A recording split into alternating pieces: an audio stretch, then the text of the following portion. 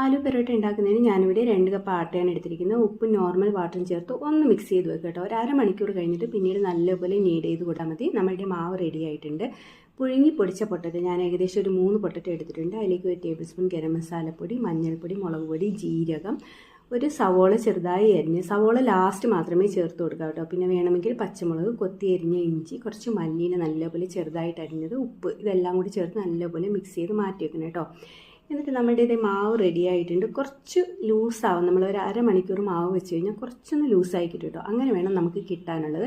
ഇതുപോലെ സൈഡ് ഒന്ന് പരത്തിയിട്ട് നമുക്ക് ഒരു ഉരുള പൊട്ടറ്റോ മിക്സ് എടുത്ത് വെച്ചതിന് ശേഷം ഇതുപോലെ ഒന്ന് കൂട്ടി കൊടുക്കണം കേട്ടോ. എന്നിട്ട് ആ എക്സസ് വരുന്ന മാവ് നമുക്കിതുപോലെ പിച്ചിയും കളഞ്ഞാൽ മതി. ഇല്ലെങ്കിൽ അവിടെ മാത്രം ഭയങ്കര കട്ടിയായിട്ടിരിക്കും, അതുകൊണ്ടാണ്. എന്നിട്ട് നല്ലപോലെ ഒന്ന് പരത്തിയതിന് ശേഷം നമുക്ക് ചൂടായ തവയിലേക്ക് ഇട്ട് കൊടുത്ത് കുറച്ച് ഗീ കൂടുതൽ ഉപയോഗിച്ച് വേണം ഇത് മൊരിച്ചെടുക്കാനായിട്ട് കേട്ടോ. ലാസ്റ്റ് നമുക്ക് ബട്ടറിൻ്റെ കൂടെ ചേർത്ത് കഴിക്കാം. അടിപൊളി ടേസ്റ്റ്.